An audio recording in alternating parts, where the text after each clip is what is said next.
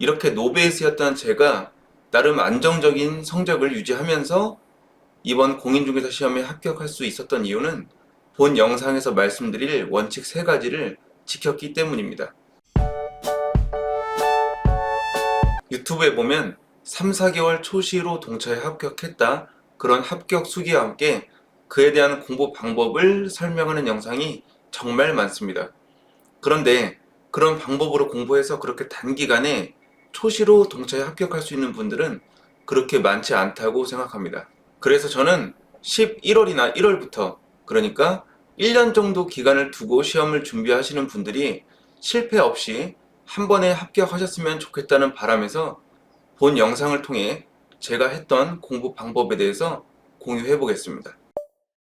저는 처음부터 1차, 2차를 나눠서 준비했고, 1차는 작년 7월부터 약 4개월, 2차는 11월부터 1년을 꼬박 공부해서 이번 34회 공인중개사 시험에 최종 합격했습니다.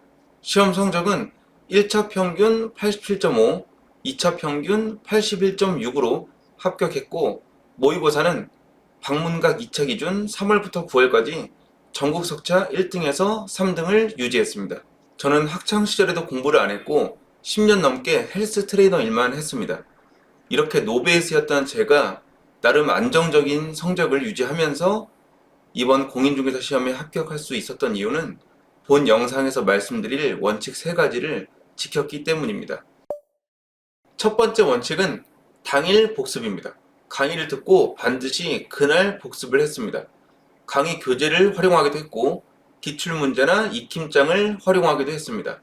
필요하다면 강의를 다시 들으면서 복습을 하기도 했습니다. 이렇게 그날 정리해야 기억이 오래 갑니다. 그리고 다음 순환 같은 내용 강의를 들을 때 흡수도 훨씬 잘 되고 해당 내용 복습하는 시간도 단축시킬 수 있습니다. 두 번째 원칙은 기출 문제 위주의 공부입니다. 모든 학습의 목표는 기출 문제가 되어야 합니다. 강의를 듣는 것도 복습을 하는 것도 모두 기출 문제에 익숙해지기 위함입니다. 그런데 여기서 중요한 건 공부해야 할 기출 문제와 공부하지 말아야 할 기출 문제를 구분하는 겁니다. 우리가 공부해야 할 기출 문제는 시험에 자주 출제되는 기출 문제입니다. 그런데 우리 수험생 입장에서는 이런 문제를 구분할 수가 없습니다.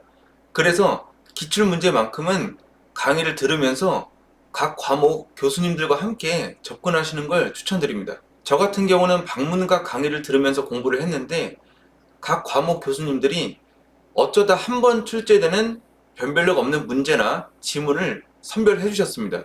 이렇게 공부해야 할 기출문제가 한정이 되면 당연히 반복도 쉬워집니다. 우리 수험생 입장에서는 그런 문제만 반복해도 충분히 합격할 수 있습니다. 그런데 가끔 이론이 다 정리되고 암기되어야만 기출문제를 풀 수 있다라고 생각하시는 분들이 있는데 절대 그렇지 않습니다. 기출문제로 이론을 정리하고 암기하는 겁니다. 기출 지문이 익숙해졌다면 그걸로 우리에게 필요한 내용은 정리가 된 거고 더 깊은 이해도 필요 없습니다. 그냥 이 과정만 반복하시면 됩니다. 세 번째 원칙은 빠른 시작입니다. 특히 올해 1차 합격하셔서 내년에 2차를 준비하시거나 동차를 준비하시는 분들이라면 꼭 빠르게 시작하시라고 말씀드리고 싶습니다. 저희 공인중개사 시험은 동차 기준 6과목이고 그중 공법 하나만 해도 공부해야 할 법이 6개입니다.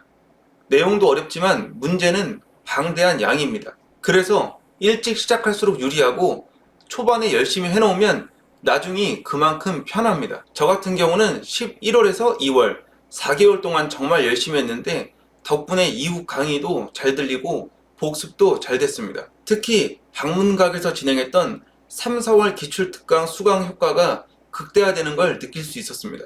초반에 열심히 하실 때 막연하게 하시기보다 첫 모의고사를 실제 시험이라 생각하시고 준비하시는 게 좋습니다. 점수가 아니라 석차율을 기준으로 목표를 잡으시고 20% 이내, 조금 더 욕심이 나신다면 10% 이내로 목표를 잡으시는 것도 좋습니다. 초반 모의고사 성적이 잘 나오면 심리적인 안정감을 갖고 수험 생활을 할 수 있는데 저는 그게 컸다고 생각합니다. 하루빨리 시작하셔서 내년 35회 공인중개사 시험에 합격하시길 응원드리고 제 영상이 도움이 되었으면 좋겠습니다. 그리고 오늘 다루지 못한 더 구체적인 방법이나 각 과목별 공부 방법은 추후에 찍어서 올리도록 하겠습니다.